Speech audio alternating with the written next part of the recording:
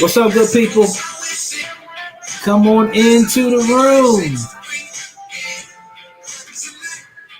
Good evening. Absolutely good evening to you. Hopefully, today has been a good day.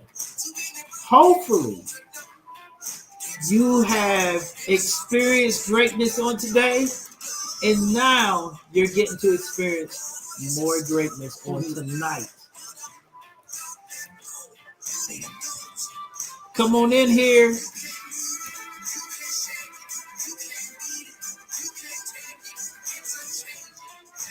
Good evening, everyone. We welcome you into the Marriage Village room, where we talk about all things marriage and relationship. Come on in here. I'm going to go on and slide this down because you know what I say. I don't want to have a bad attitude towards my dear friend, Mr. Molly Music. Trust me, you do not want those problems. I don't want to have a problem with Mr. Molly. I don't want to have a problem with Facebook and YouTube. I don't. Mr. Molly. Yeah. I don't want to have them problems. You know, I just want to be able to. What's up, Elandria? Good to see you on tonight. And Jared. Hey, Mr. Jared. Good to see you as well. We welcome you both into the Marriage Village room. You guys are no strangers. Actually, you guys are part of the Marriage Village because you've been with us pretty much every step of the way. From the beginning in our Florida days. Listen. And when we were, because we actually started in Ohio, and that year of 2017, we moved to Florida. So good to see you guys. Welcome into the room. Come on in here. The question on the floor is this. Wait for it. How are you doing? That's the question. How are you guys doing? We want to know how you're doing, how your day been. How you doing? I know. If you live in the South, you probably, if you have kids, have seen your kids off to school last week or this week. We, I work for a school, so we started last Wednesday. Mm-hmm. So this is the first full week of school, and when I tell you, my Lord, it has already started to begin to be crazy, but God has been with us and all has been well. Hopefully the same has been for you. Hopefully your children are off to having a great start in school and get ready to get their academic excellence on. Absolutely. Yes. She said first day of school, tired. Amen. We get that. Alandria. What does Mr. Jared do? What does he do? What does he do for occupation? And did you guys see the kids off together, or was it just one of you? What did that look like? You know what I'm saying? Because we've been out the game for 5 years now. We haven't had to do a first day of school for our kids. Yeah. Like, we got other like kiddos that we love, godchildren and things like that. But as far as Martin children, okay. At the airport. Okay.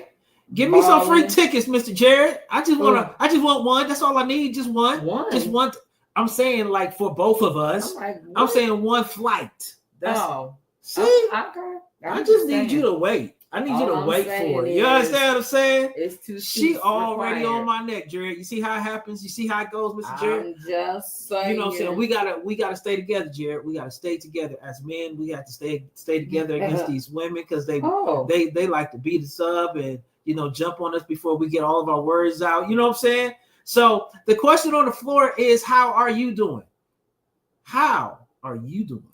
I am doing great. I took a little nap and it worked against me tonight. Normally when I take a nap, I feel better. Oh. I'm a power napper. But tonight. Your power nap didn't work. I feel a little sleepy. You don't got the power, huh? Andrew said no discount. Come on, man.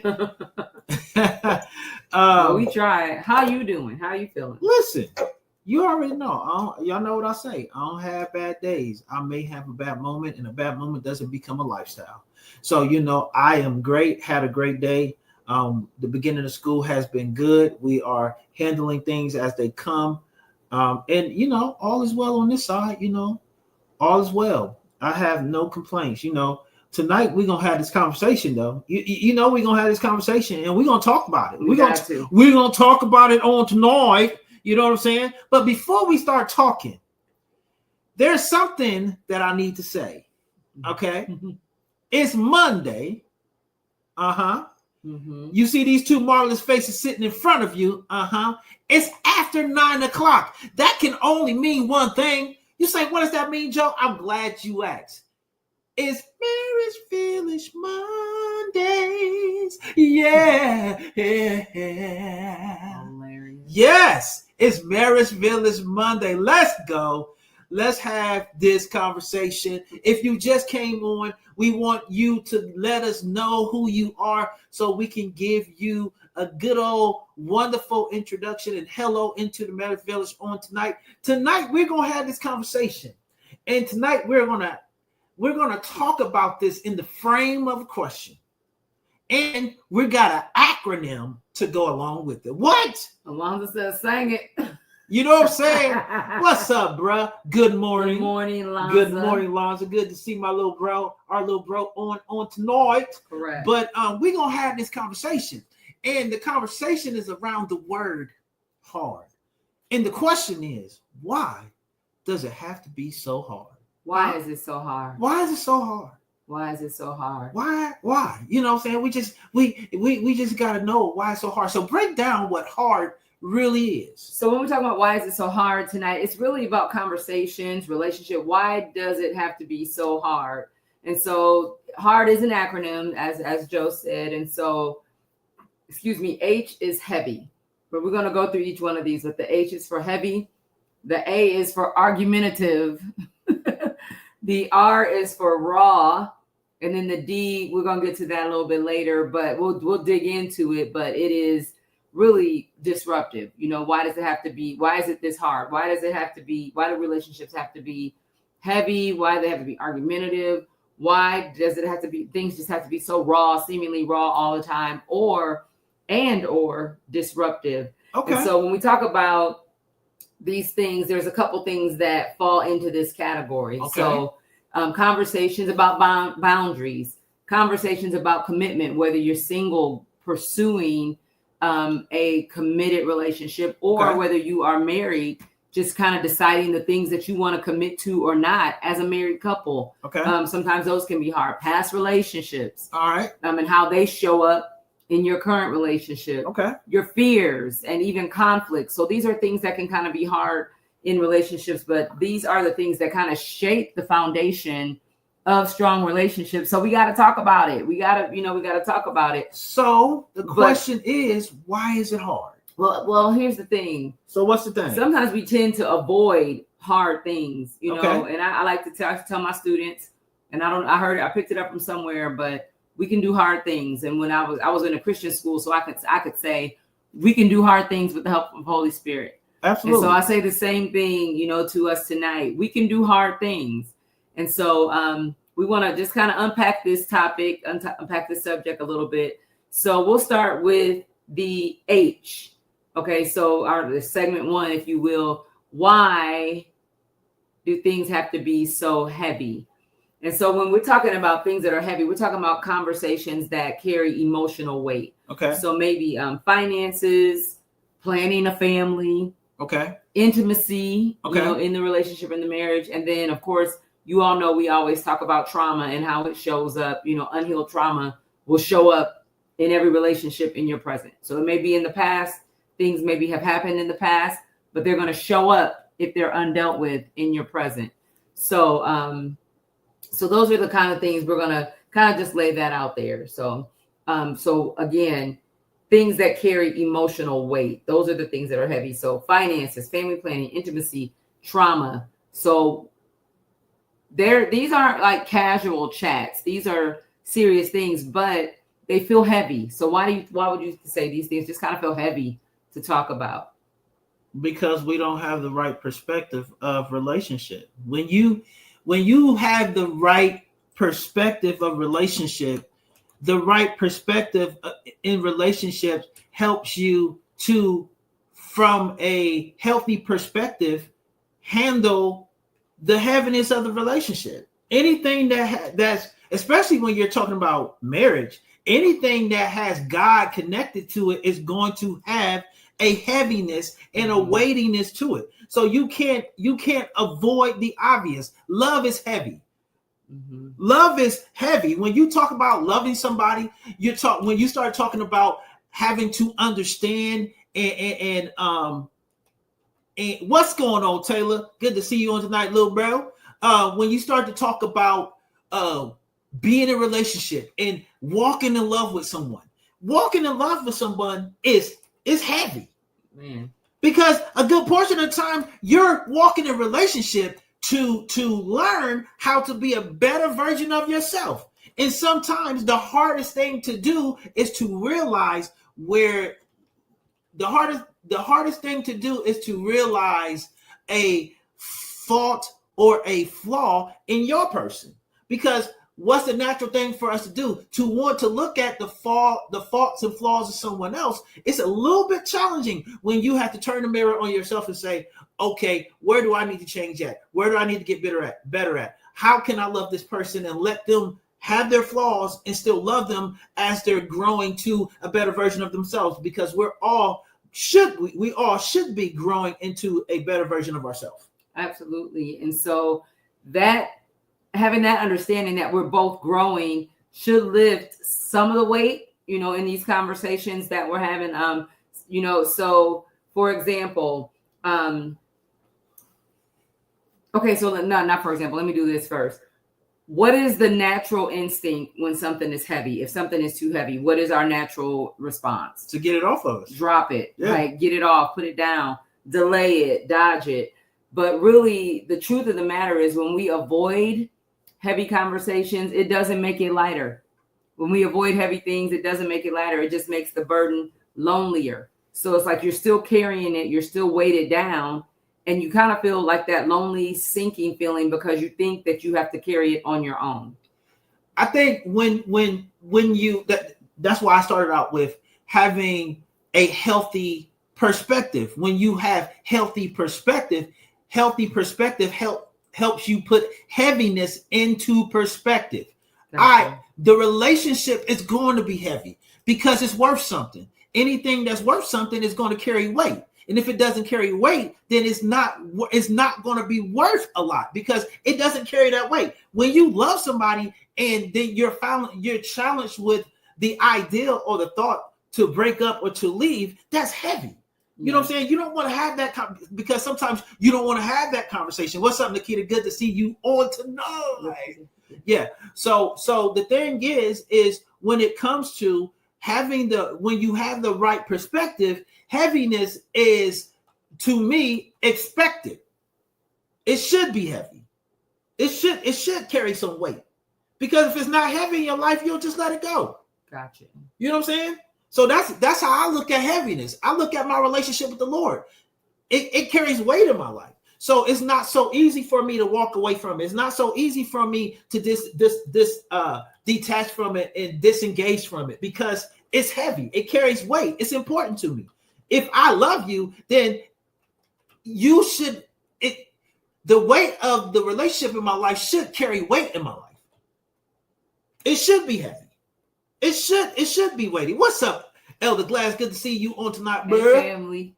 It should be heavy. So we shouldn't walk away from the heaviness. Okay, for example, the example that you use, having the real conversation or the tough conversation. In perspective, you should be able to talk about in a relationship where love lives. You should be able to talk about anything. That is true. And so, to your point, when you have those conversations, usually the weight is lifted. Like once you talk about the hard thing. But see, here's the thing, and we'll get to this. I think it's down a little bit later in our notes tonight. But a lot of people don't want to have those heavy conversations because there's a fear of being vulnerable. Elliot, hey family, love y'all. What's going on, family? just that being vulnerable, because and that could be. Now here's the thing. It makes me sad to see married couples that can't be vulnerable with one another. Couples that are dating or on their way into a place in relationship, I could see having some, just learning how to be vulnerable in that space. Because and married couples, I don't want to sound judgy because we had to get there in some areas too. It just makes me sad when a person feels like they cannot be vulnerable in their most precious space. In their most private space. That's different to me. And the reason why is because, okay, like when we first came in, I came into the relationship open. Because I don't have anything to hide. What am I trying to hold on to? You know what I'm saying? Like if you're trying to hold on to something, that is a red flag. What are you trying to hold on to? And what's more important than holding on to what is going to work for us together? Right. And so here's where I don't challenge that, because I came in open book as well. However, we have sat across the table from individuals that we coached that kind of came in with some painful history, and there was shame, and they were still working their way through just being accepted, in the beloved, being accepted by Jesus. And so they were still working in that space, trying to get their vertical relationship together and getting comfortable, being vulnerable, even with the Lord. And so it was just tough. I could just see the anguish on their faces trying to go there in certain conversations. And so that can be heavy. And the reason why we're calling these things out, because they can be heavy. But the point that we're trying to really get to is when love lives in your relationship, push until love lives, shameless plug. When love lives in your relationship, it will make things that should naturally be heavy a little bit lighter. It should, and it will, if you allow it to take root in the relationship. You know what I'm saying? Like, okay, let's get to Taylor. Taylor said, a fear of rejection, pride, and a closet full of unhealed trauma, a perfect recipe. Absolutely. Because a lot of times, okay, so because my family, because the way I grew up, we grew up having to be open. My dad didn't let nothing ride. You know what I'm saying? You wasn't hiding nothing in our house. My dad was gonna make you talk about it, and he didn't care. He didn't care who was there. He would embarrass me in front of my friends. He would wait till my friends come over and talk about my shoes sitting over there in the corner that had been over there for 2 days. You know what I'm saying? So we didn't have an opportunity to not share. We didn't have an opportunity to not be comfortable being vulnerable. It was going to happen regardless if you wanted to or not. Now, I know that's not everybody's testimony, but I think when you understand the benefit of being open, being honest, not having any secrets, because secrets are what kills relationships. Secrets do.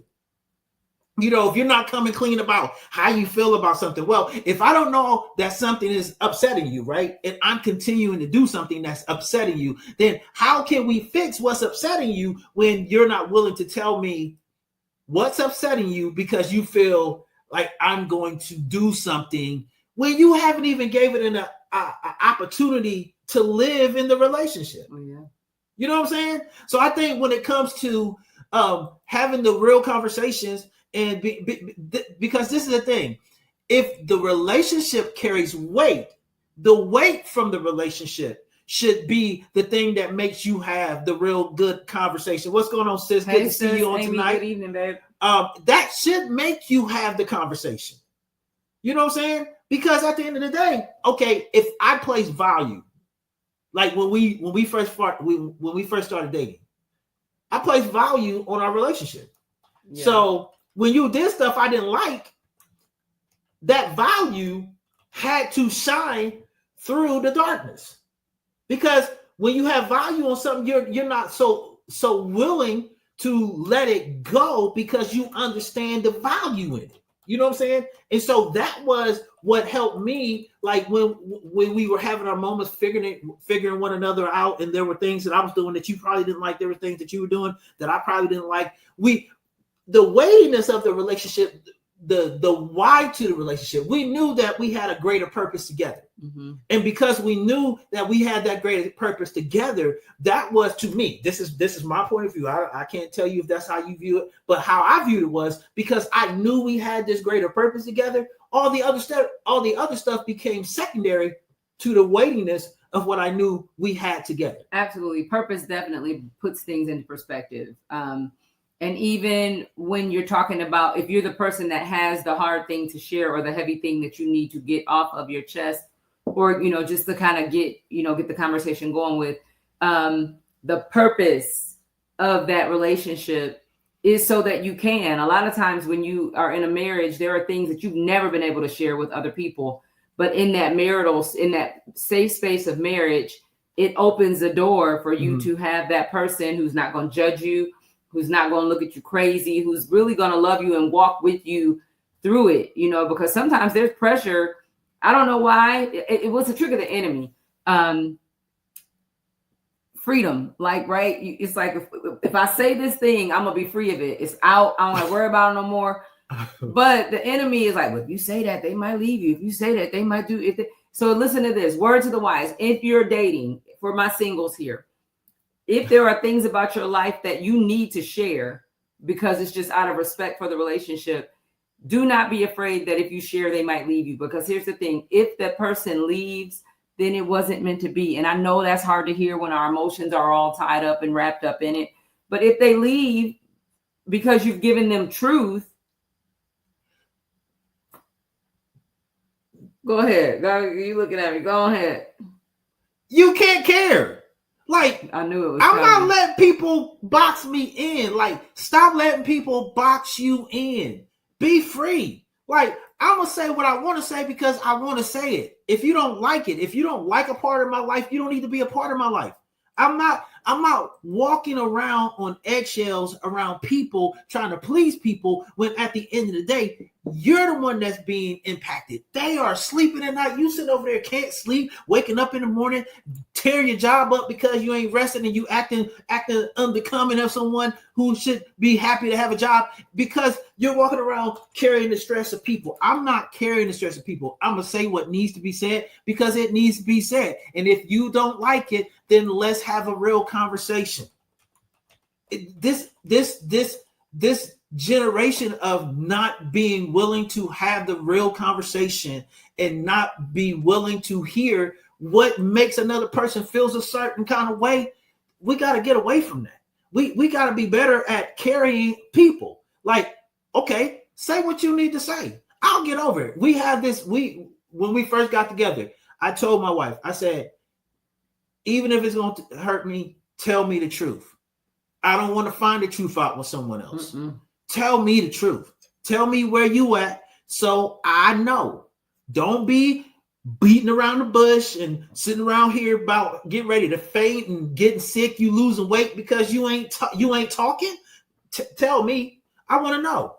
So here's an example. And we say this all the time when we're coaching people. If you have been physically abused, sexually abused, if you contracted an STD and you like those kinds of things, those are needful conversations. Now, here's what I will also say. You don't offer that up just walking into like the first time I meet you. Oh, guess what? I've been raped or I've contracted this. That's not a first kind of conversation. No. Because you don't even know if that person is going to be in your life beyond that first date, right?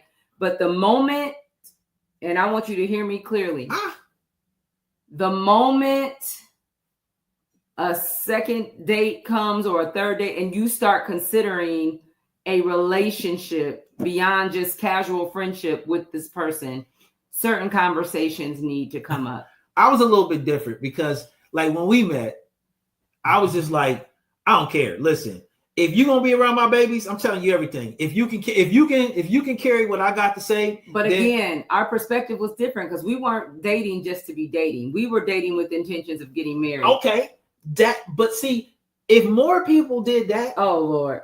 If more people, listen to what I'm saying. If more people dated with a purpose and stop all this frivolous dating, especially if you're a believer, date with a purpose. Like I'm not dating to be in a relationship to be just dating for 2 years. No, we need to have a time frame. We need to have some time limits.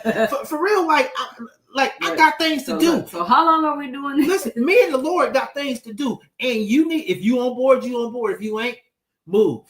Because I don't got time. Yeah. My time back in the day, you know, I consider my time precious. I had babies. I had little ones that I was responsible for. Are we on Wi-Fi? We're getting some freezing over here. I'm just making sure. But yeah, when you have children involved, there's some things have to be fast tracked when children are involved, and you're talking about blending a family. So there are some things that need to be fast tracked when you have that, when you're talking about that. Absolutely. But yeah, so the way that we approach, lifting the weight or lifting the heaviness. Let's go. When you are getting ready to have that conversation, just lead out with, it's hard for me to talk about this, but I want to share. That will it should trigger empathy in the person that you're talking to. So that's kind of a good lead out statement when you're getting ready to have a hard conversation or a conversation that's heavy. It's difficult for me to talk about this, but boom, boom, boom. Okay. All right. Like it. So next, the next letter in our acronym for hard. Why is it so hard? We had H is for heavy. A is for argumentative. Oh, Lord. Why does it have to be so argumentative? Why? Well, I think sometimes people don't know how argumentative they really are. I think people don't really understand how disgruntled they can be. You know what I'm saying? Like some people can just flat out be disgruntled. They don't know I'm disgruntled. Like you're mean. You're a mean person, and it's hard to talk to you because you're mean, and you argue about everything. It's like if I come to you about ordering a pizza, you got to be argumentative of, well, why you want to order pizza? Why can't we get a burger? Who cares? Do you want a burger? Okay, let's get a burger. Well, you shouldn't have asked me if I wanted a pizza first. You should have asked. I'm not you. So I'm not going to think about things like you think about things. So grant me some grace. Alandra says, speaking freely can sometimes lead to an argument. It can. It shouldn't, but it can. Now let's explore why it does. Why does it? Why does speaking freely lead to an argument? I'm going to say usually, okay, it could be one of two things. It could be the packaging, how you are saying it, how you are packaging your words when you speak freely. Okay. Or it could sometimes be you're saying one thing, but the person you're speaking to is hearing something different. Okay. So how can one speak freely? All right. How can one speak freely without you getting offended when I'm speaking freely? Like if I'm speaking freely, I should be able to speak and you should be able to listen and not take what I'm saying personal. Because if I'm speaking freely, sometimes when you speak freely, just speaking. Are you speaking freely about me, about something particular to me? Let's just say I am. Let's just say I am speaking freely about you. Okay, because I think this is why arguments happen. Arguments happen because before we get into a conversation, we don't set the ground rules for that particular conversation. And because we don't set the ground rules for the conversation, now when you hear me talking freely and something hits you, you mad because I said something because we didn't set ground rules. So before you start having conversation, I think we should now start setting ground rules to certain conversations. Like if we're going to have a deep conversation, we need to set ground rules for that conversation. If you're going to be talking freely about me, then you need to tell me, hey, I'm going to be talking freely about you. Don't take personal what I'm saying. Don't argue with me. Just listen to what I have to say. And if you want to say something, tap me on the shoulder. Give me a raise your hand, do something, let me know you want to jump in so I can jump out the way and you can now talk freely, and I got to give you the floor to talk freely. All right. And so, yes, so set ground rules. The other thing I would add is use I feel statements. Absolutely. Instead of saying you always do X, Y, and Z. I feel like you do, or because what that does, anytime you say you always doing this, you always say that, you defense. Guess what's going up? Defenses, walls, and then voices are going to start going up. Pitch and tone is going to start going up, right? And then you're arguing about how you arguing. That just sounds, I know it sounds crazy, but it happens all the time. Don't weaponize your freedom. And this is what I mean by that. All right, you speaking freely. Remember what Cassie said. Don't weaponize what you're saying. Use certain phrases to help them understand or to take the fight away from them. Like, because you can say words that leads one to want to fight. You can say words that leads one to want to argue because of how you're approaching the conversation. So having ground rules, like, okay, if we're having a conversation in the morning, we have this thing where we're like, okay, are you ready? Are you really ready to have this conversation? Or do we need to have this conversation after you get off work, got your nap in, and then go? I don't want to talk about anything heavy before I have to go to work. Heavy things that could turn into an argument. I don't want to start my day like that. I just don't want to do it. Daniel said always and never have. Listen. This is true. This is true. Pastor Caleb said love lives unoffendable.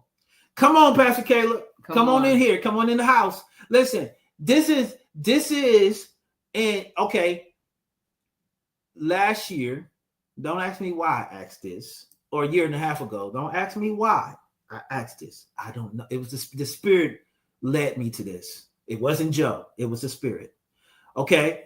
So I said, Lord, help me be unoffendable. No. Why did I pray that prayer? Why? Because when I tell you the gates were open and I had to learn. And so I'm sitting on the side of the bed. I said, Lord, I need you to show me how to do this because I asked for something I didn't know I wasn't ready for. So now it's coming. I need you to show me how to respond now that it's coming and I have to learn the lesson. What the Holy Spirit said to me was, think well of these people. Think well when they bring you. I don't care what they bring you. Think well of them, because when you think well of them, it takes offense away from you. Mm-hmm. When you're thinking well, when they're saying things that are crazy, and you're thinking in your mind, this is what they really mean. It helps you sit there and just listen. You can take it. You won't be jumping in because you're thinking well of them. You're thinking well. Think well about people. We got a question on the floor. So how do you get your delivery and intent behind what you are saying across if it is a heavy or sensitive topic? So again, I think the first part is just leading out with, hey, this is difficult for me to talk about. This is a heavy or it's a sensitive subject. It's going to be patience on the person, on the listener's side. And I say it takes patience on the listener's side, because if I'm telling you this is heavy, or this is a sensitive topic for me, then it is at that point Joe's responsibility to operate in some grace and some empathy, because love will say, this is hard for her to say. I'm not about to jump on, every word that she says, or vice versa. If Joe is coming to me and saying, hey, I want to talk to you about something, it's going to be hard to talk about, but I need you to hear me. Right then, it's up to me at that point as the listener to say, if I know I'm not in a good space, can I have a few minutes just to get myself together or whatever? But the bottom line is, it's my responsibility as the listener to mature, to come on up and to get myself ready for what may be hard to hear.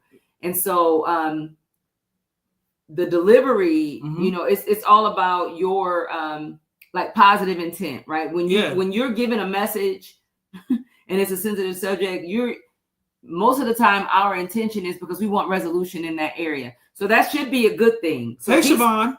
If he's coming to me with good intentions as far as a heavy or sensitive topic, I got to pull my defenses all the way down. And so I will say, as long as there's love in your delivery and in your intentions are good, and God, you can't really control how the other person on the other side of it is going to respond. But the way you get your delivery and intent behind what you're trying to say across is just package it in love. Siobhan says, it's not just what you say, it's how you say it. And I think that's it. When you take that approach, thank you for chiming in, yes, Sister Siobhan. Hello. When you are thinking about what's being said, right? So there's two ways this goes, right? So for the listener, the word says, be quick to listen, slow to speak, and slow to anger. But then it also says a soft response turns away wrath. So if you're bringing your person a response, or if you're bringing your person something that you want to discuss, then bring it with soothing tones, well thought out words. I feel like responses, because now what you're doing is you're taking the weaponized part of the conversation away. You can't weaponize.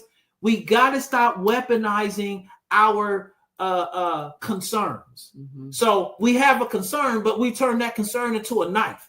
So you said, you make me feel like, you're stabbing, you're jabbing, you're taking away this person. You're taking away from this person being able to even receive you well, because you're walking in the door with a weapon. If you walk into anybody's house with a weapon, they're going to get into a stance to fight. Correct. So you got to understand, when I walk in the door or when I walk into the conversation, I cannot walk into the conversation weaponizing my words. Mm-mm. Not at all.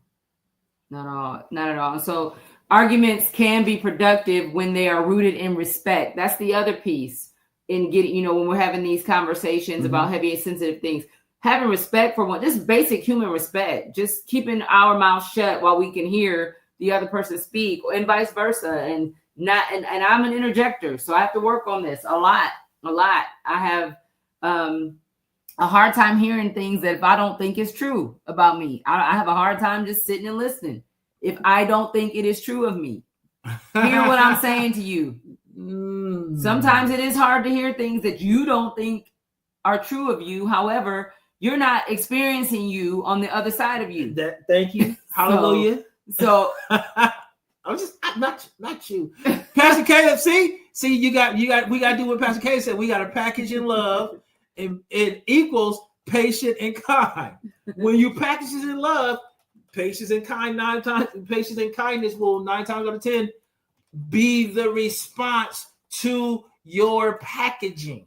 What Colossians 3:14 says this: put on love, which binds everything together in perfect harmony. Mm-hmm. Put on love. Like, so if I'm putting on love, if I'm coming in love, right? I'm putting it on, like, that should help us not be in an argumentative space. Mm-hmm. You know what I'm saying? What Pastor Caleb was saying. He said, we are on the same team. Reserve the weapons for the principalities trying to tear down your relationship. Let's go. You got some fire on that thing. Come on, man. Sir. Yes, sir. Bro. Listen, yes, sir. We're going to have to bring Pastor Caleb in. We're going to have to, the next couple of weeks, we're going to have to bring him on to Marriage Village with us, because he is a person that we work in ministry with. He's a pastor of a church called Kingdom Life Church in Salisbury, Indiana. We do a lot of ministry together, and we both are people. We all are people who do marriage ministry, and we are lovers of Christ, and we push love. That is what we push. We're love pushers. You know what I'm saying? So I love that perspective.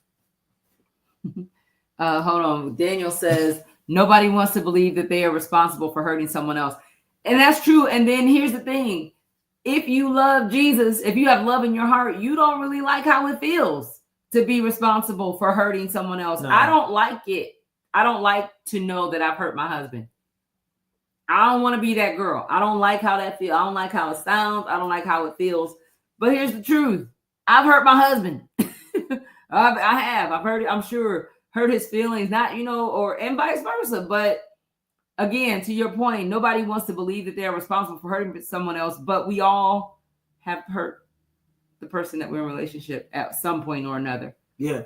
Whether intentional or not, it happens. It's relationship. You can't control it. It's a part of relationship. And I do believe that hurt is a part of relationship. You're going to experience hurt because experiencing that hurt is what gives you the ability to have your love tested in a healthy environment. Mm-hmm. Amen. I like that. It is because God, he's going to test you, but he's going to test you in a healthy environment. So what better place than test you in a place where love lives?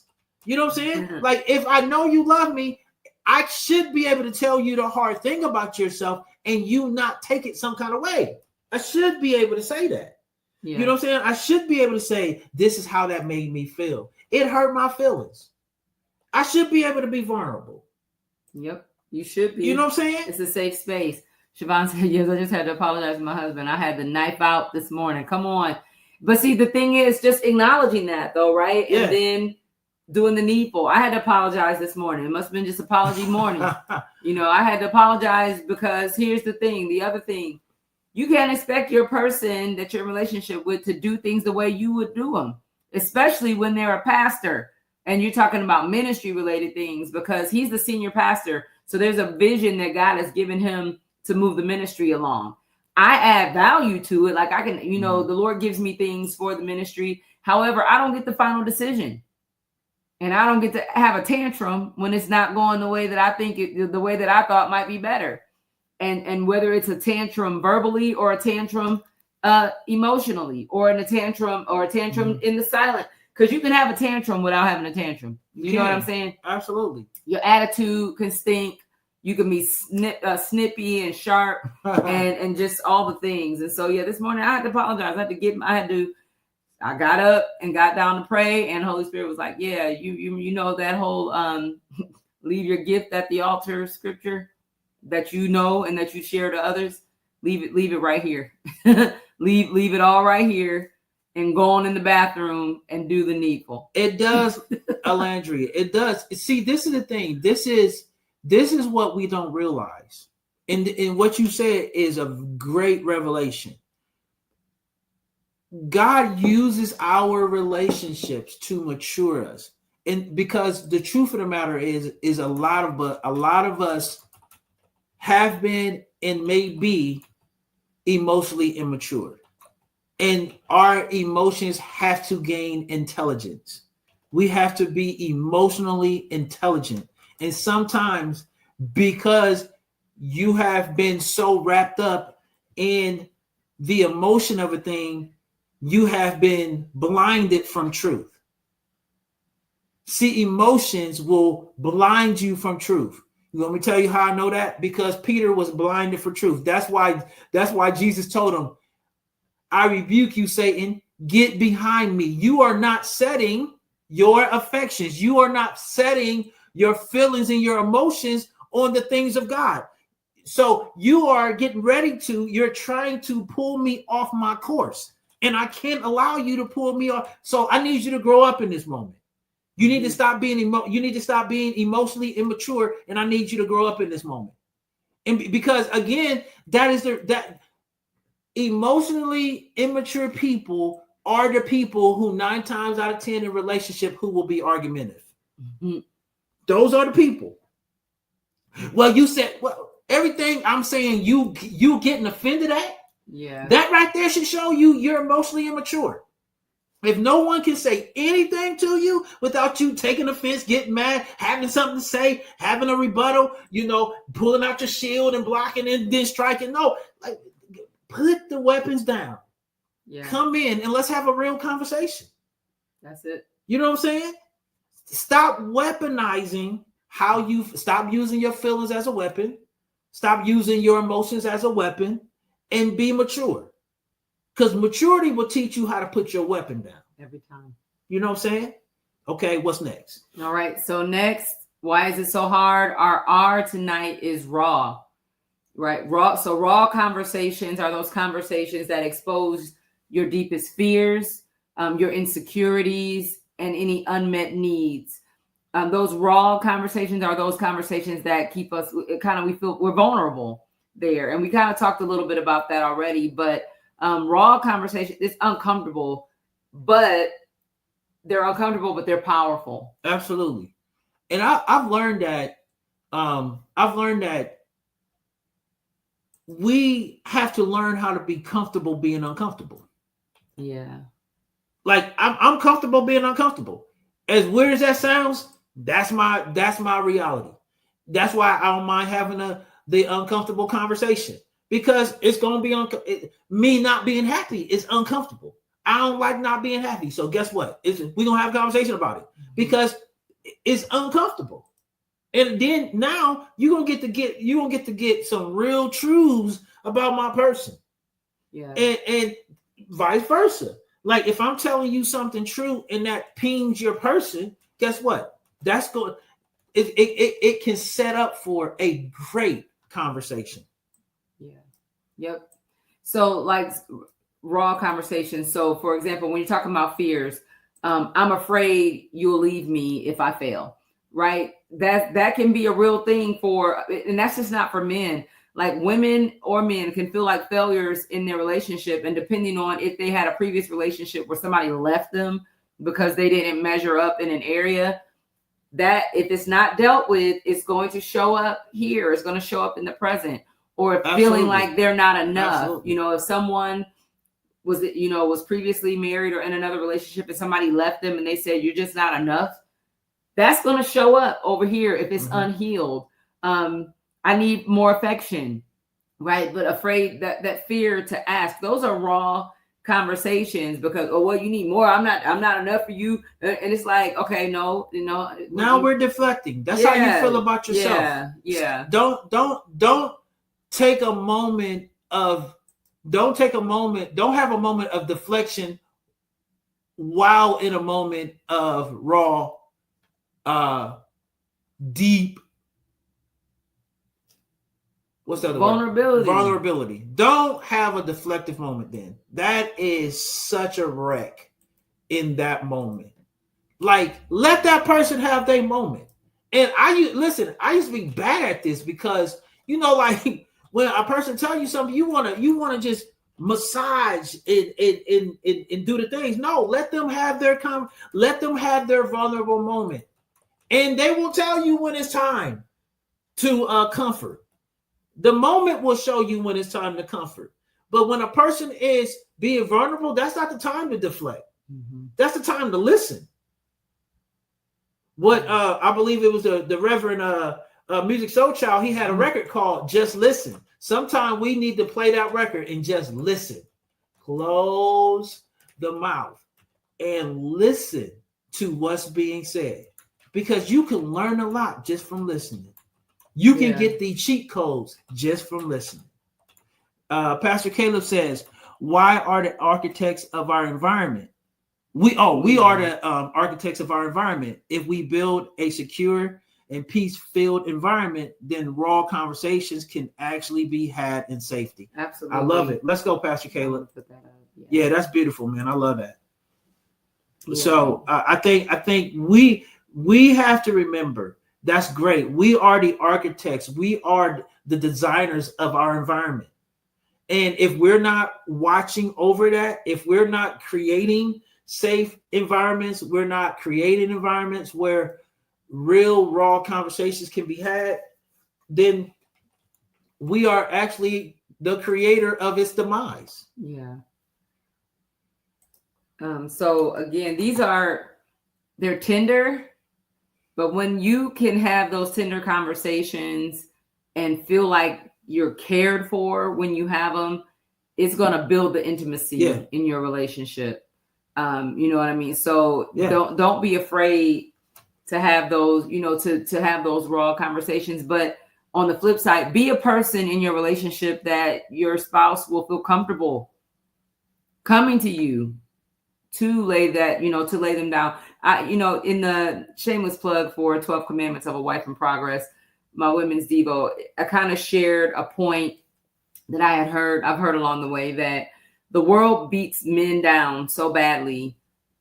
When your husband comes home, wives, don't add to what the world is already doing. The home should be a soft place for him to land, and vice versa. Yeah. Right. After being under pressure all day from wherever, from whatever other sources there are, you don't want to come home and have the same, have to put up, be on defense all the time. It's kind of like you want to take that armor off and let your walls down.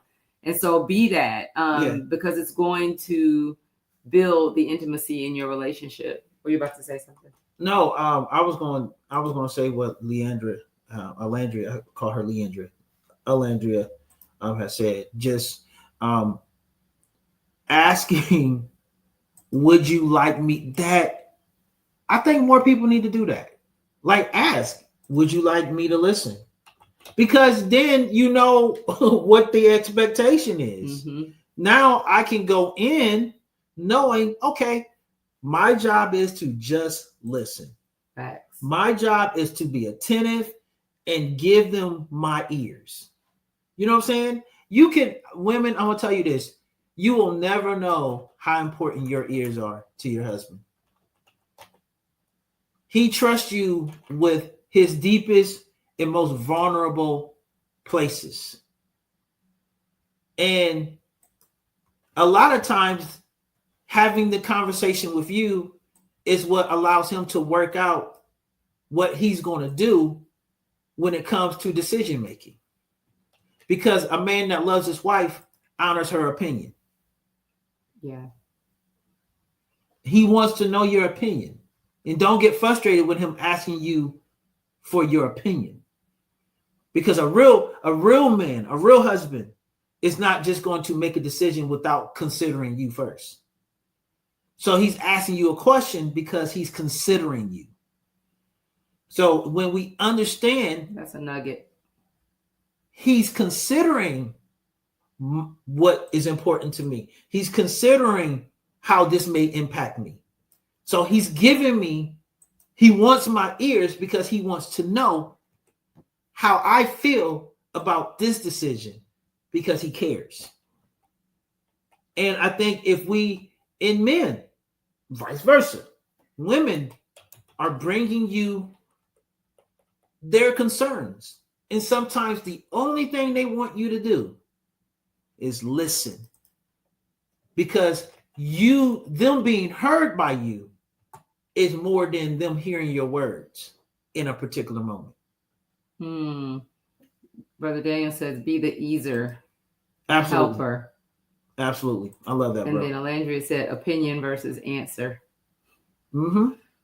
Absolutely. Yeah, that's one that I had to learn as well, because just because he asked my opinion doesn't mean that that's the answer he's gonna go with.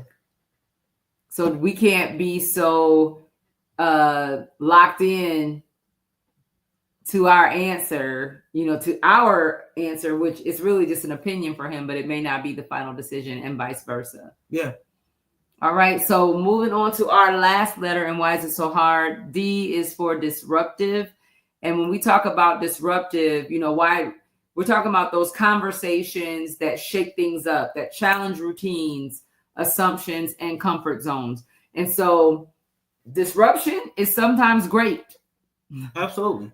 We need our challenge, our routines need to be challenged. Our assumptions need to be challenged. Our comfort zones need to be challenged. We need to be moved out of comfort sometimes. Why are you laughing? Because I remember when we were in Columbus, and, I used to be very stickler about, you were talking about this weekend, and I just, Lord, mess. Here it comes. I used to be so much of a stickler of my running times on the weekend and running on my lunch times. And I would not give those up. But that made my wife feel a kind of way. And I didn't realize how it made her feel. You know what I'm saying? But that needed to be disrupted because it was making her feel a kind of way. So it didn't make a difference necessarily what it meant for me. because it was disruptive for her. You see what I'm saying? So sometimes our systems and things that we have set up should be challenged. And I believe that's God's way of keeping us from getting too selfish with our space. What she said? What they said? Bro had no flexibility on that. No, and there was a reason because I was of the opinion that if I got into a routine of letting it be broken, then I will lose my discipline. And I wasn't even asking for a routine of brokenness. I asked for one Saturday breakfast or one day in the week where we could go to lunch because we worked right across the street from each other. Oh man, I was hot as fish grease. I was like, because this is what made me blow, because she would always do it on my Saturday. She'd be like, I want to go get breakfast. And I'm like, lady, don't you understand? This is my Saturday routine. Don't you understand that we work Monday through Friday? There's no opportunity for breakfast. And Sunday, power church is what we had. Because we were at church so mad all day on Sunday. So, yeah. Yes. Oh, my God. I can't. Listen. Right. I meant it. I meant it. But it needed to be challenged. And let me say this. It's helping me in this season of my life where my schedule is all over the place. And I just have to find times where I can get my run in.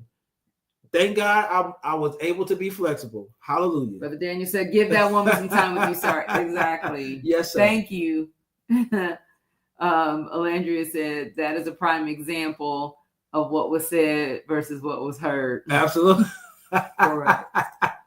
Oh man! Listen, Power Church on Saturdays. No, Sunday. Oh yeah. Oh Lord. In Columbus. Woo-wee. Man. Yeah. So, couple final points. But so disruption shouldn't be destruction. The purpose of disruption is really transformation and growth. Interrupting those routines to stretch us to grow beyond where we are. So, when you talk about boundaries in a relationship, you're redefining how you relate to one another, so that's you're disrupting old patterns. When you talk about commitment, those hard conversations about commitment, you're clarifying the future. So disrupting any other plans that maybe you had in your single times or your single moments of reflection. And now that you've come together as one, kind of figuring out the future, disrupting that idea that I can't talk about my fears, because when I talk about my fears, I'm building connection. And then also disrupting the idea that conflict is going to destroy the relationship, because it really doesn't. It really won't. If it only destroys it if you let it. Right? Absolutely. So as we get ready to close, a couple other little things. I don't know, so tools to navigate hard conversations. Number 1, set the stage. Timing is everything for your conversations, all right? So choose a calm time. We always say, and I learned this from Pat Bray, one of my mentors back in the day, talk about the hard things in times of peace. Yep. So don't be in a time, wartime is not the time to start talking about the hard stuff. Nah. You're already in a battle. So in times of peace, those are the best times to talk about some of the hard things. Yep. Another thing, when you are in the middle of one disagreement, let that be the thing you're talking about. Do not jump ship mid-argument and start bringing in other things, because it's going to get you off of resolving the one thing that you're actually talking about, because you've jumped over here to something else, right? So stay on topic, and then don't do this late at night or first thing in the morning, unless you both agree. Right. Because we said find an agreeable time. So if both of you agree, you want to start your day talking about tough things, hey, go for it. But I don't prefer to start my day with anything that can lead into an argument, because I won't be my best. I won't show up as my best at work. Use those gentle openers. Can we talk about this? I need to share something with you. It's hard for me to talk about this. Set it up, pitch it up before you just jump into it. And then validate each other's feelings. Like when you're going through the conversation, you're talking about the hard things, acknowledge that person's feelings. Acknowledge empathy. That's really all it boils down to. Take breaks. Yeah. So if things start getting heated, you might want to take that pot off the stove. Just take a break. And then if things are to the point where you just can't discuss together, then you already know. We always talk about having an upline, somebody that you can talk to that has a little more wisdom and that can provide guidance that you both trust to have the conversation. So talk about hard things because they matter, because in that vulnerable space, it's going to build intimacy. And it's truly the work of love when you can actually talk about these hard things and move through them. All right. Any closing remarks, sir? Hey, man, you got the information for a reason. Use it. Use the information. Don't just get on and not take the information that's given. The information has been tried, tested, and proven. It works if you work it. That's what our spiritual parents say. It works if you work it. Mm-hmm. Put it to work. Care about having healthy conversation and make sure that, when you're having the hard conversations, you're being thoughtful towards the other person while you're doing so. So, make sure you're doing these things, and we guarantee, you'll have a great result if you do them. You got anything you want to add? No, I think we're all good. Did you want to make the announcement about Church in the Village or any other announcements? We can. Go for it. I'm typing. All right. Well, we have found our building. We go into the building this coming Sunday. Service time is 5 p.m. Sundays, 5 p.m. Church in the Village. Sunday Night Live, SNL. We will be live every Sunday evening at 5 p.m. unless otherwise noted. We also will be doing Bible studies at the church on Tuesday at 7 p.m. No longer in the house. We will be at the church. So please come out if you want to come and be in an engaging environment to learn the word of God, ask questions, grow together, be in community. Please make sure that you come. So again, Church in the Village starts at 5 p.m. on Sundays. We will be online. We will be, I'm almost certain we'll be on YouTube. We'll be on one of the platforms. We'll give you guys all that information. But we thank you guys. We'll be in the building this coming Sunday, our first Sunday in the building. We are so excited about that. Yay. So again, 5 p.m. on Sunday, 7 p.m. on Tuesdays. You got something you want to add? Just excited for that. I know we talked to you also. We kind of briefly teed up potentially a marriage village. Yeah. I don't know if it's on Power Shop weekend. We don't know what's It's coming in October. But October coming to a location near you if you're in Kentucky. Yeah. First Sunday in the building, absolutely. This coming Sunday. August 17th. August 17th. And we do have a Church in the Village Facebook page. It is under Thomas Martin because something is going weird with Facebook where we could not do a ministry page for whatever reason. I don't know if I have to, it might be user error and I might need to find somebody that can help us navigate that space. But right now the page is under Thomas Martin and it does say Church in the Village in the name and on the banner and on the profile picture. So we will be posting everything there. So find us on Facebook, Church in the Village, and we will have all updates posted there, all service times. There are some Sundays where we may just meet only online, but all of the information, the schedule is online, and we will also be announcing it every Monday. So stay connected. If you would like to connect with us, you can text us at 561-249-4794. Again, 561-249-4794. You can text your email to that address, or to that phone number. Sorry, you can text your email address to that phone number, and we will plug you in to receive regular updates for Church in the Village. Absolutely. So come out, man. You know, we are trying to build something special. We believe that God is going to use Church in the Village to do some pretty cool things. So come be a part. And even if you are a digital disciple, you can come on and we will love you just the same. You come on the Bible studies, you'll be a part of the group me, all those kinds of things. So please, let's go. We should have some dates here. We should have the date here for October, probably in the next week or two. So keep praying, and we're gonna get this thing going. So we get ready to get out of here. It has been real. We love you guys. Thank you all so much for always chiming in and doing your part in the conversation. Absolutely. We look forward to seeing y'all next Monday. You know what it is. Same time, same place. Marriage next Monday. Village Mondays.